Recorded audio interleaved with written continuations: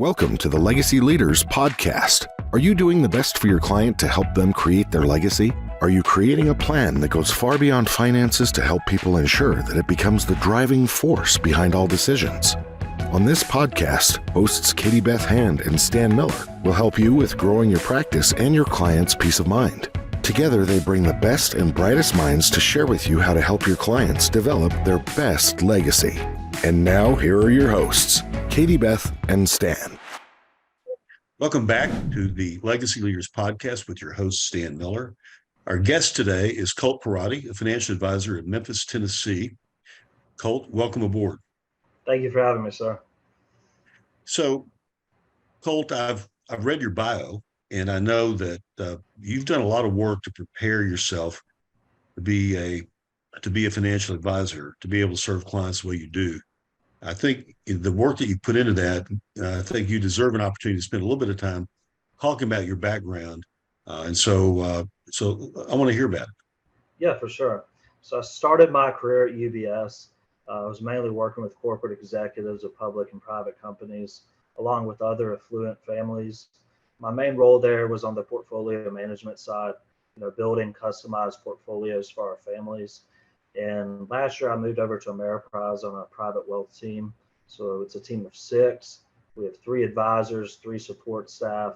Now along that way, I got a lot of other education and accreditations and certifications to really just expand my knowledge along the way. So what was it, where were you in your life whenever you thought you wanted to become a financial advisor? Yeah, I think it was really in college, getting a business degree. I didn't learn as much as I wanted to about the stock market, investing, and things like that. And, being a financial advisor to me was kind of a natural progression. I've always had a deep curiosity for the financial markets. So the world of finance to me was very much like an intricate puzzle. And I was just very passionate about just learning as much as I could and just doing my best to, decode some of the complexities that go along with that.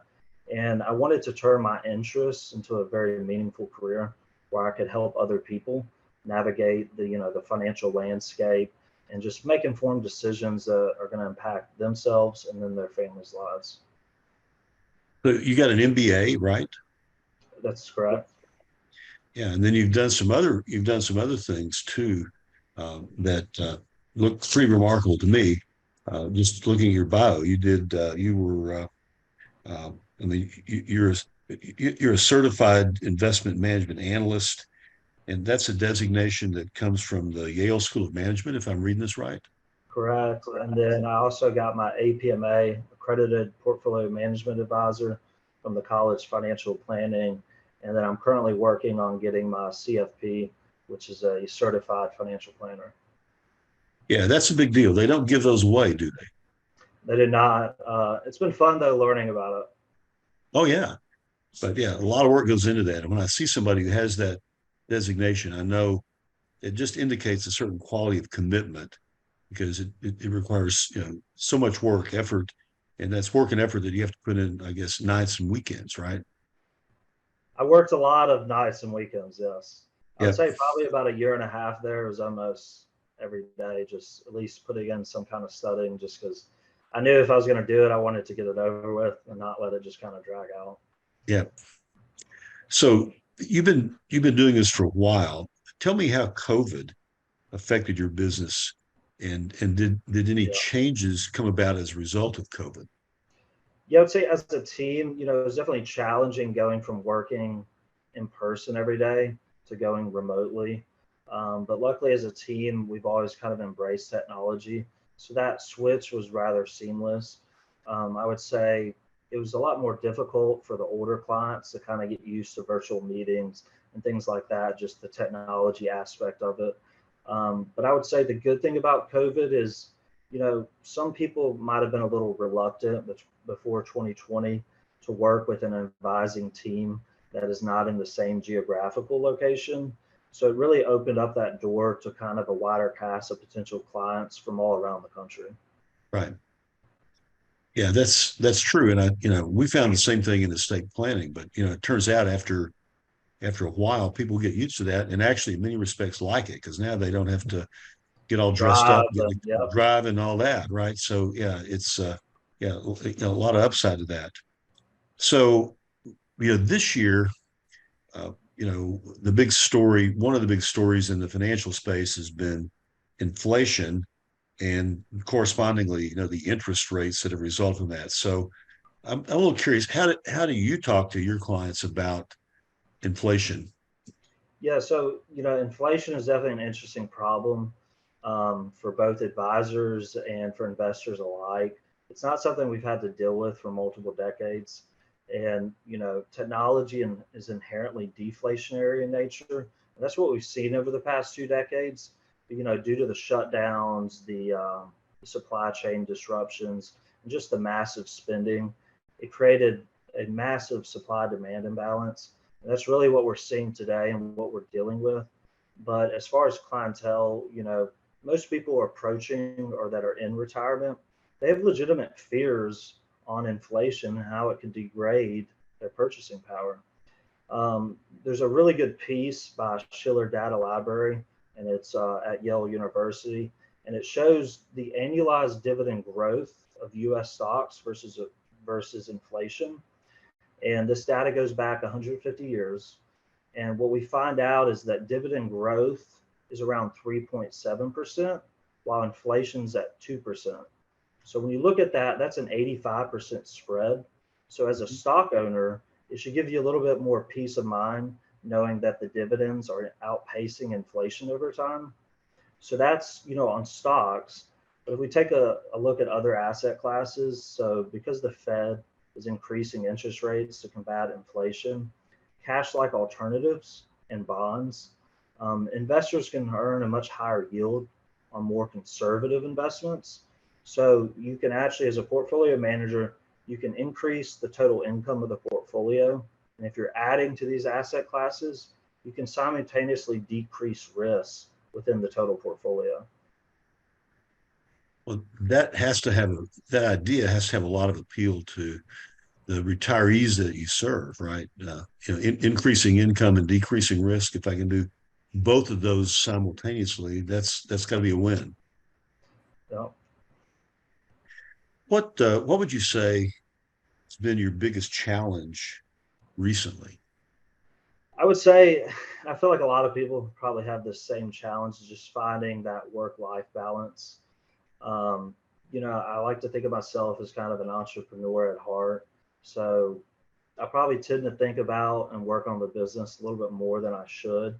So it's really just always, maintaining that awareness and keeping the bigger picture in mind that, you can always make more money, but you still need to make sure you allocate that time towards family, friends, and just having a life outside of work. As far as the business, anytime we have periods of major volatility like this, or if you have geopolitical risks like what's going on, people get very emotional, and especially when it's with their money and they're losing money, right? That can lead people to make really bad investment decisions. So that's kind of where that educational piece comes in, where, if you watch the news, they're going to tell you it's always a bad time to buy stocks, right? When in Mm-hmm. reality, the markets are up more than they're down on a year over year basis. So that's really a continuous issue we're always having to deal with. But it's really just educating clients and making sure they have the proper data to really be able to read the situation without listening to all the noise that's out there. Yeah. So what was it Buffett said? Be greedy when others are fearful, right? Fearful when others are greedy. And fearful when others are greedy. Exactly. Yeah. So like that, still amazing to me that's almost ancient wisdom, but I think people forget that in every market downturn, and they forget the other side of it in every market upturn. Well, it's ironic because I think, we're very much hardwired to be bad investors because of the emotional aspect of it. So people kind of lose the bigger picture. But it's just something you have to just teach people, and they'll learn along the way. They're not going to learn overnight, but as you teach people over time, and I've had it with clients before, especially going through COVID in 2020, we haven't had a pandemic in 100 years, right? We've had recessions, we've had wars, we haven't had a pandemic. So just talking clients through that, it's not the end of the world. It may seem like that, it may feel like that, but the market's a lot more resilient than I think people give credit to them. Well, that's the point, I guess, of having a financial advisor, right? There's data out there. I can't cite the survey off the top of my head, but there's data that clearly suggests that clients that work with a financial advisor over time tend to do, significantly better in terms of investment return. Significantly. Yeah, and I think it's because they have that guy to talk them down from the ledge whenever their Correct. instincts are to do crazy things. Hmm. So this may sound like a strange question. What are you looking forward to? Um, I would say probably one of the things I most look forward to is just the continuous advancements in technology. Technology drives efficiency throughout the entire global economy, and it helps us better serve our clients, and it helps them more achieve their goals. Especially this year, there's been a lot of talk on artificial intelligence. I mean, it's all over the news. I'm by no means a expert in that field, but I also am very optimistic about it. And we're just starting to kind of see some of those major benefits that we can get from it, especially in the healthcare sector. It's more accurately diagnosing early diseases. It's enhancing the current doctor and nurses' knowledge around making decisions. It's increasing speed, and ultimately, it should cut costs, not just in the healthcare sector, but really across the board. Yeah, interesting. That's true. I know AI is scary. I hear a lot about Mhm. that, but wow, what opportunities in that? Yeah. I know this is not universally true, but a lot of the clients you serve are either retired or they're contemplating retirement, right? So just from the time you've been in this business, what would you say is the biggest misconception about retirement? I would say, first off, I'm not a huge fan of the word retirement. I prefer the word work optional lifestyle, because when people come to us, that's typically what they're desiring. That's what they want. Retirement does not mean the end of productive activity. It's really more of an opportunity to pursue their own passions, dreams, aspirations as they go into this next chapter of life. But I would say probably the biggest misconception is that you can always start saving later. While that may be true, the power of compounding makes early contributions significantly more impactful. So, time in the market is much more important than trying to time the market. So, when we're talking to clients, it's so regardless of where you are or where you start, the first step is simply to start. And so we recommend people to commit to a dollar cost averaging strategy. And all that means is just like people doing their 401k. Set a percentage of what you make each month, save it, invest it, have it automatically invested, and preferably don't even let it hit your bank account. Let it automatically come out. Let it be out of sight, out of mind. I'm not going to ask you to talk about any specific financial products, but I am going to ask you in a general sense, just in terms of different approaches. Uh, what what are the approaches now that are pretty high on your favorability list, and maybe tell me some that are not. Yeah, I would say I can't discuss specific products, but I can give you at a high level, some potential attractive opportunities that are out there in the market. So this is one of the most attractive entry points we've seen in bonds in a very long time. The Fed is at the tail end of increasing rates. Eventually, they're going to pause, and eventually they will start cutting in order to stimulate the economy, right? And interest rates, they have our excuse me, interest rates and bond prices, they have an inverse relationship. So when interest rates go up, the prices of bonds go down. When interest rates go down, the prices of bonds go up. So because of this inverse relationship, it's really a net positive for anyone that's a bondholder over the next few years. And then just as far as my role, especially as an advisor and portfolio manager, it makes it a lot easier to build portfolios, when you can actually allocate to bonds, they're actually going to give you a legitimate return, other than what we've seen, pre-COVID. And then I would also say, another asset class that's really not that talked about is private credit. I really like that area right now. So what you've seen is companies are waiting a lot longer to IPO, and they're staying private for longer. So in order for them to find funding, they're having to go outside of the public markets, and they're having to go to direct lenders. So obviously this year we've seen some major issues in the banking sector. And so these large corporations, they're getting turned down from banks because of the amount of funding they need. A lot of these deals, they're 100 million plus. So these banks, they're just not going to take on that leverage because it's a little bit too much of a risk. So as a result, they have to find a private lender to give them credit. And the terms of these deals are extremely attractive. So a lot of them are 6 to 7% above SOFR, and SOFR is hovering around 4% right now. So these lenders are locking in extremely attractive long-term deals. And so there are ways that that investors can invest in that? Yes, so there are qualifications. Anytime you have private investors, there's qualifications that you have to meet in order to get them. Some of them are a little bit on the lower end, but a lot of times you still have to have certain net worths or income levels in order to get into those investments. Okay. That's really, really interesting. A good point. And I've not heard anybody speak to me about that. So that's an interesting insight. So, Colt, is there anything that we didn't talk about that you'd like to bring up today?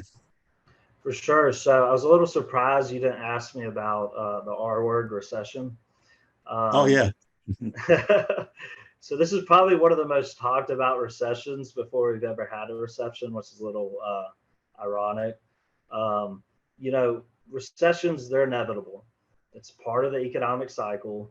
Of course, they can be extremely uncomfortable, especially if someone is in or near retirement. But at the end of the day, volatility, it creates opportunity. And the key to making money in the stock market is to not get scared of the market.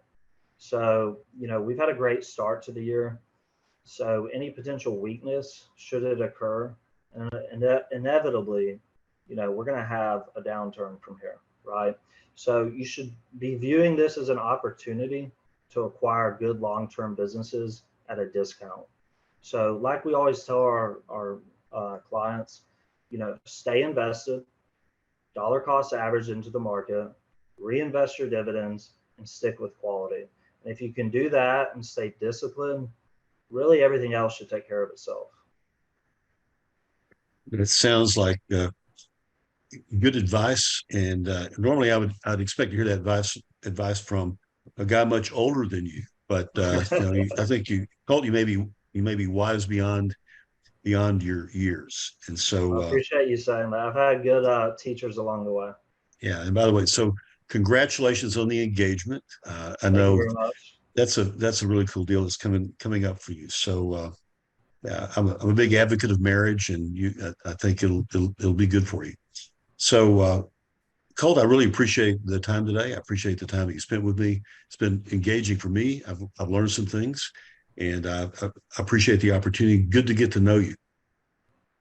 So let me conclude by saying thank you for joining us today. This has been the Legacy Leaders Podcast with your host, Dan Miller. My guest today has been Colt Pierotti. Colt's a financial advisor in Memphis. His web address is actually fairly lengthy. So what we're going to do is put it in the show notes so that it'll be easy and you can click on it. So it'll be there. And so if you need to reach out to Colt, just check the show notes, and contact info will be there. So Colt, thank you again very much for being here. Thank you very much. It's been a pleasure. You've been listening to the Legacy Leaders Podcast with Katie Beth Hand and Stan Miller. For more information on them and the show, please visit pinnaclelegacylaw.com. If you like what you've learned today, do share the program with your friends and subscribe wherever podcasts are found.